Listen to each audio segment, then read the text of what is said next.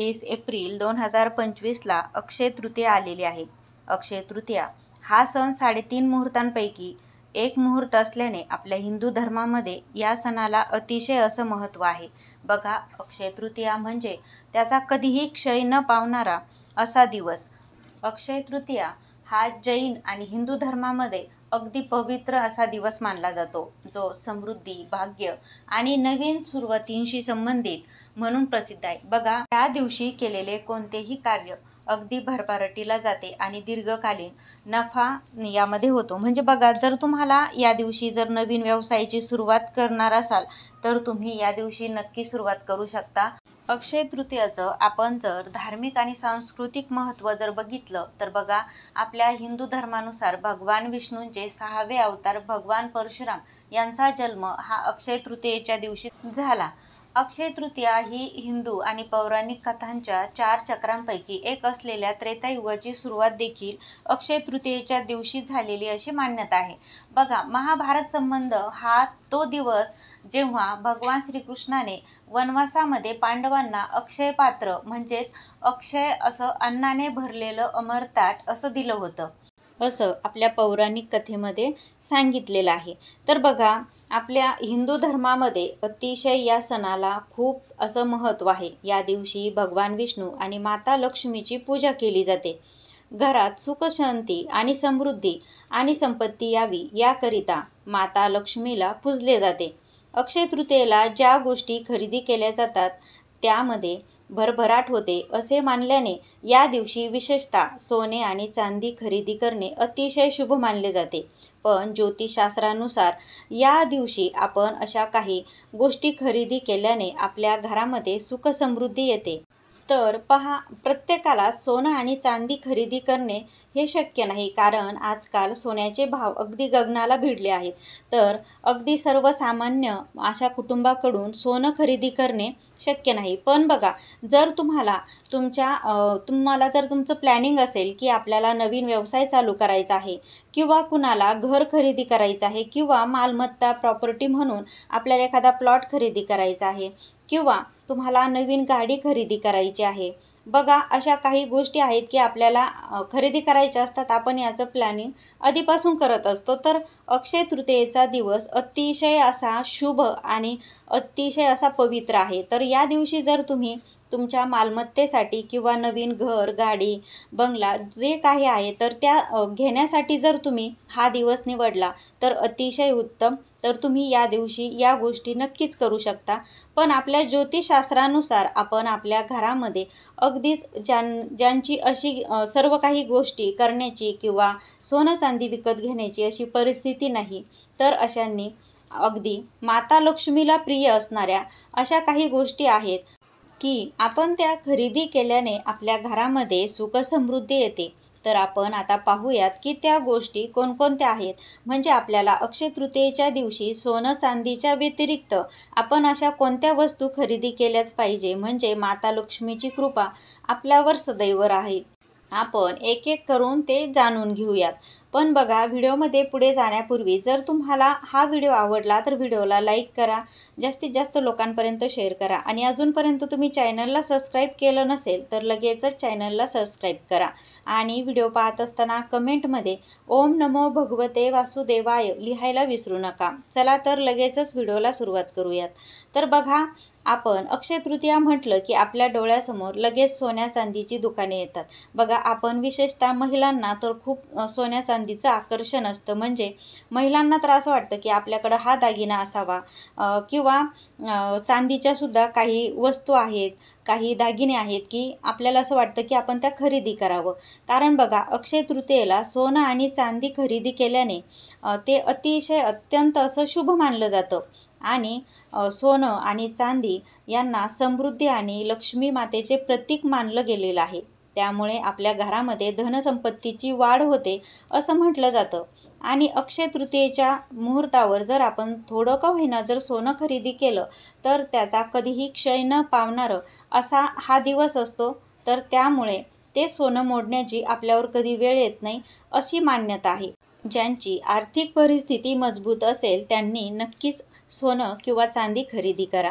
बघा, आता यानंतर आपण अक्षय तृतीयेच्या दिवशी नवीन गाडीसुद्धा आपण खरेदी करणं अत्यंत शुभ मानलं जातं. तर तेव्हा तुम्ही जेव्हा कधी तुम्हाला नवीन गाडी खरेदी करताना तुम्ही मुहूर्त पाहून घ्यावं असं म्हटलं जातं. पण बघा, अक्षय तृतीयेचा असा 3.5 मुहूर्तांपैकी एक मुहूर्त असल्याने या दिवशी तुम्ही अगदी कोणताही शुभ मुहूर्त न बघता अक्षय तृतीयेचा संपूर्ण दिवस शुभ मानला जातो. तर या दिवशीसुद्धा तुम्ही गाडी खरेदी करू शकता. त्यानंतर बघा, आपण या दिवशी घर खरेदी करणं ते सुद्धा अतिशय असं शुभ मानलं जातं. अनेकांच्या घराची वास्तुशांती असल्याचं आपल्याला पाहायला मिळतं. तर बघा, अक्षय तृतीयेचा दिवस हा अत्यंत शुभ असा मानला जातो.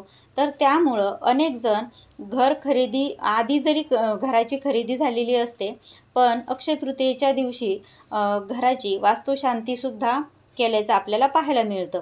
कारण हा दिवस 3.5 मुहूर्तांपैकी एक असल्याने हा सण सुख समृद्धी घेऊन येत असल्याने या दिवशी खरेदी केलेली वस्तू कायम भरभराटी देते असं म्हटलं जातं. तसेच वास्तुशांती करून आपण ह्या घरात नवीन गृहप्रवेश करणं देखील शुभ मानलं जातं. कारण बघा, अशा या शुभ दिवसामध्ये आपण जर घर खरेदी केलं किंवा पहिल्यांदा गृहप्रवेश केला, त्या घरामध्ये सकारात्मक ऊर्जा येते आणि समृद्धी वाढते. त्यानंतर बघा, जर तुम्हाला सोनं, चांदी किंवा मालमत्ता असं काही खरेदी करणं शक्य झालं नाही, तर बघा, तांब्याची किंवा पितळीची भांडी या दिवशी नक्की खरेदी करा. कारण बघा, घरामध्ये अन्नपूर्णा देवी ही भरभराट देते असं म्हटलं जातं. त्यामुळे अक्षय तृतीयेच्या दिवशी तांब्याची किंवा पितळीची भांडी खरेदी करणं अतिशय शुभ मानलं जातं. यामुळे घरात कायम अन्नधान्याची भरभराट होते असं मानलं जातं. त्यानंतर बघा, आपण अक्षय तृतीयेच्या शुभ मुहूर्तावर माता लक्ष्मीला अत्यंत असा प्रिय असणाऱ्या वस्तूंपैकी माता लक्ष्मीची कृपा मिळवण्यासाठी तिची पूजा आपण अक्षय तृतीयेच्या दिवशी करतो. तर हा दिवस माता लक्ष्मीला समर्पित मानला जातो. आपण धनसंपत्तीची देवता म्हणून माता लक्ष्मीकडे आपण बघत असतो. तर आपल्या आर्थिक अडचणी देखील आपण माता लक्ष्मीच्या कृपेने ह्या दूर होतात. तर बघा, या दिवशी आपण माता लक्ष्मीला अतिशय अशा प्रिय असणाऱ्या कवड्या जर आपण खरेदी केल्या आणि माता लक्ष्मीला या दिवशी आपण जर त्या अर्पण केल्या, खरेदी करून विधिवत त्याची पूजा करायची आणि माता लक्ष्मीला त्या कवड्या आपण अर्पण करायच्या. त्यामुळे काय होतं, माता लक्ष्मीची कृपा सदैव आपल्या घरावर म्हणजेच घरातील सर्व व्यक्तींवर माता लक्ष्मीची कृपा सदैव राहते आणि घरामध्ये सुख समृद्धी येते. त्यानंतर बघा, आपण अक्षय तृतीयेच्या शुभमुहूर्तावर आपण मातीची भांडी सुद्धा खरेदी करणं अतिशय असं शुभ मानलं जातं. मातीला आपण धरणी माय असे म्हणतो, म्हणून बघा, तिची आपण पूजासुद्धा करतो. तर अक्षय तृतीयेच्या शुभमुहूर्तावर मातीची भांडी घेणं अतिशय शुभ मानलं जातं. कारण मातीची भांडी विशेषतः धान्य आणि डाळी साठवण्यासाठी वापरली जाणारी भांडी ही संपत्ती आणि समृद्धी प्रदान करतात. त्यानंतर बघा, आपल्याला अक्षय तृतीयेच्या दिवशी आपल्याला खडे मीठ आपल्याला हे विकत आणायचं आहे. तर बघा, खडे मीठ हे लक्ष्मीचं कारक मानलं जातं. कारण बघा, आपण जेव्हा आपल्या घरामध्ये सुद्धा जेव्हा आपण फरशी पुसतो तर तेव्हासुद्धा आपण खडे मीठ टाकतो. तर बघा, खडे मीठ टाकून जर आपण फरशी पुसल्याने आपल्या घरातील नकारात्मकता ही दूर होत असते आणि सकारात्मक लहरी आपल्या घरामध्ये ह्या प्रवाहित होत असतात. तर त्यामुळे आपल्याला अक्षय तृतीयेच्या दिवशी तुम्ही सैंधव मीठ पण घेऊ शकता. त्याबरोबर आपलं जे पांढरे जे खडे मीठ असतं तर ते सुद्धा, किंवा तुम्ही जे जेवणामध्ये तुम्ही सैंधव मीठाचा वापर करत असाल तर ते, किंवा तुम्ही साधं जे मीठ वापरत असाल तर ते अक्षय तृतीयेच्या शुभमुहूर्तावर तुम्ही या दिवशी घरी आणून ते तुम्ही मातीच्या भांड्यामध्ये किंवा काचेच्या भांड्यामध्ये तुम्ही ते मीठ घेऊन त्याची तुम्ही पूजा करा आणि नंतर ते मीठ तुमच्या स्वयंपाकामध्ये तुम्ही वापरा. तर बघा, तसं तर आपण ज्योतिषशास्त्रानुसार जर बघितलं तर बघा, मीठ हे नेहमी काचेच्याच भांड्यामध्ये ठेवलं पाहिजे. पण जर तुम्ही कोणी जर मातीच्या भांड्यामध्ये ठेवत असाल तर ते सुद्धा चांगलं मानलं जातं. पण बघा, विशेष करून जर तुम्हाला शक्य झाल्यास तुम्ही काचेचीच बरणी मिठालाही वापरा.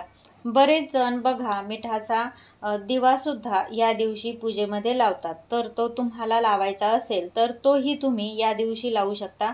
मात्र ते मीठ तुम्हाला नंतर पाण्यामध्ये सोडून द्यायचं आहे. ते मीठ तुम्हाला पुन्हा वापरायचं नाही.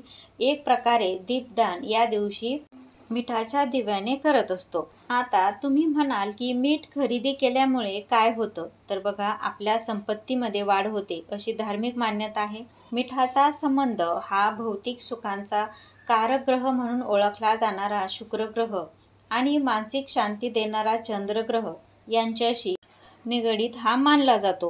तर बघा, आपण अक्षय तृतीयेला जर आपण सैंधव मीठ खरेदी केलं तर आपण या दिवशी ते पूजेमध्ये ठेवायचं आणि त्यानंतर आपण दुसऱ्या दिवसापासून ते आपण स्वयंपाकामध्ये आपण वापरायला हे घेऊ शकतो.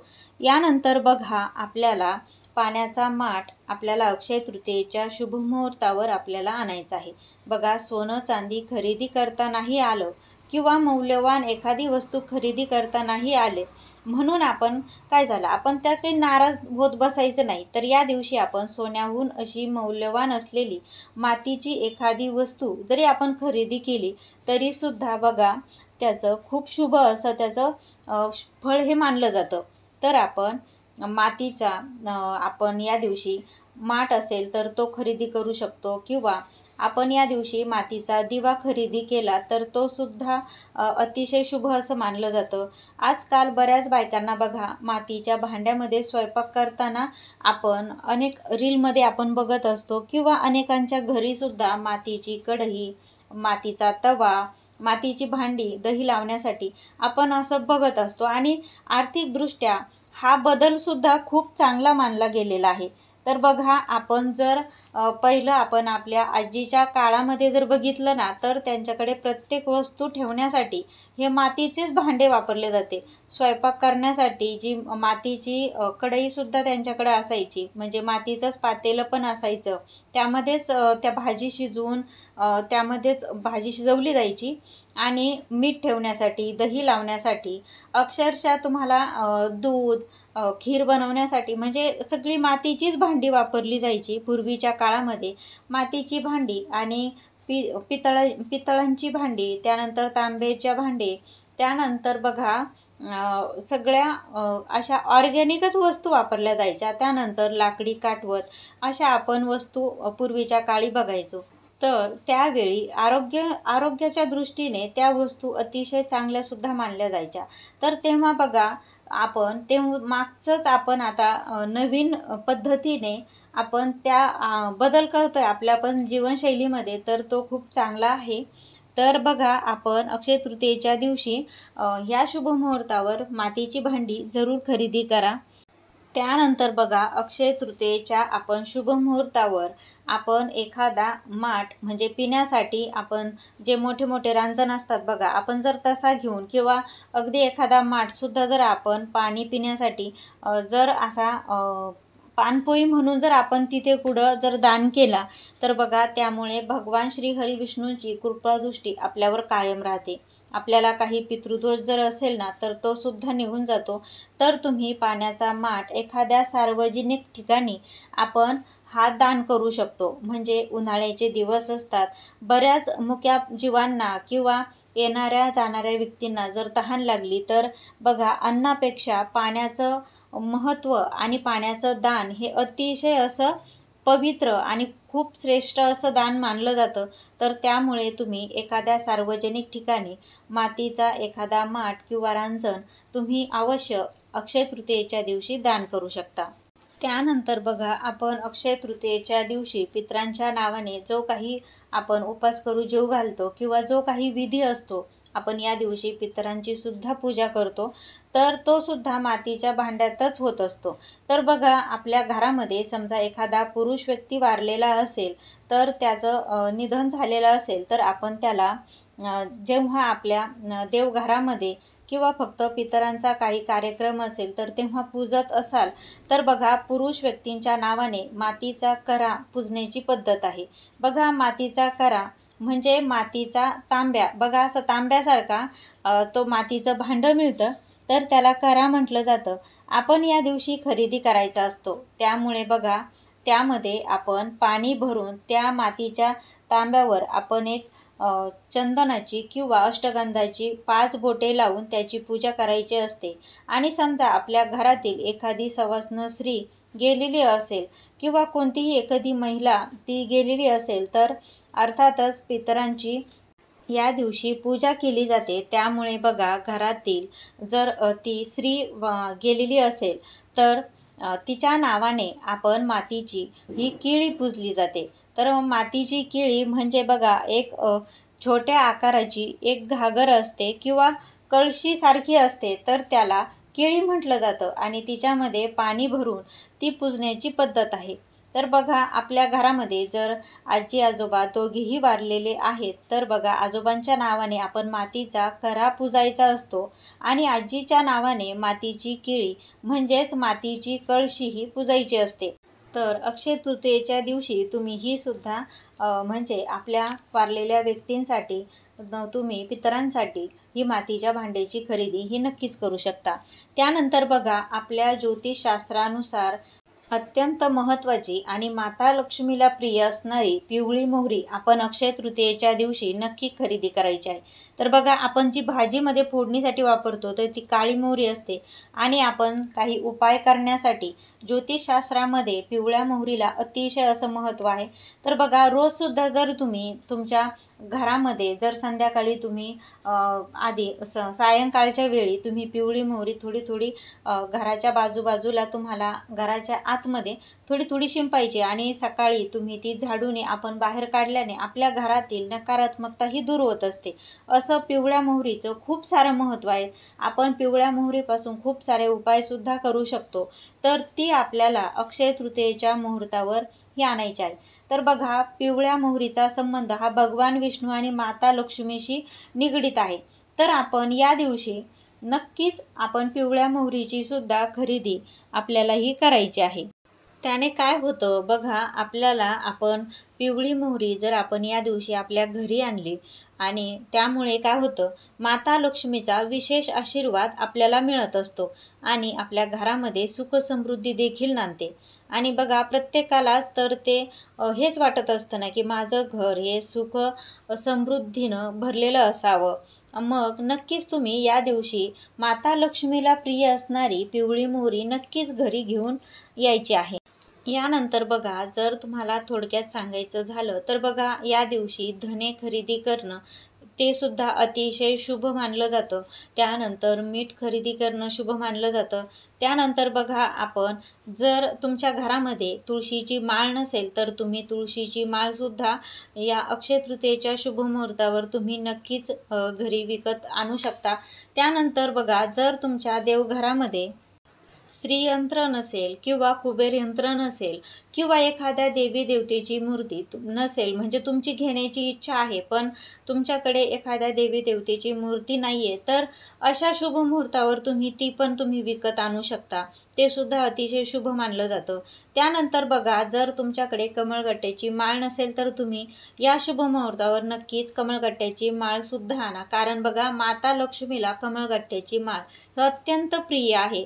त्यामुळे तुम्ही अशा शुभ दिवशी तुम्ही काही चांगल्या वस्तूंची खरेदी करणं अतिशय शुभ मानलं जातं, जे की त्याचं वास्तुशास्त्रानुसार किंवा ज्योतिषशास्त्रानुसार त्याचे खूप सारे आपल्याला फायदे होत असतात। तर मंडळी आपण अक्षय तृतीयेच्या शुभ मुहूर्तावर आपण कोणकोणत्या गोष्टी खरेदी करू शकतो ज्याला सोन्यापेक्षा जास्त महत्त्व आहे आणि खरा मानसुद्धा आहे तर बघा हे मी तुम्हाला आजच्या व्हिडिओमध्ये सांगितलं आहे। आणि जर तुम्हाला व्हिडिओ आवडला तर बघा व्हिडिओला लाईक करा आणि कमेंट्स करून इतरांनासुद्धा तुम्ही हा व्हिडिओ नक्की जास्तीत जास्त लोकांपर्यंत शेअर करा। आणि अजूनपर्यंत जर तुम्ही चॅनलला सबस्क्राईब केलं नसेल तर लगेचच चॅनलला सबस्क्राईब करा। भेटूया पुन्हा अशाच एका नवीन माहितीसोबत, तोपर्यंत सर्वांना श्री स्वामी समर्थ।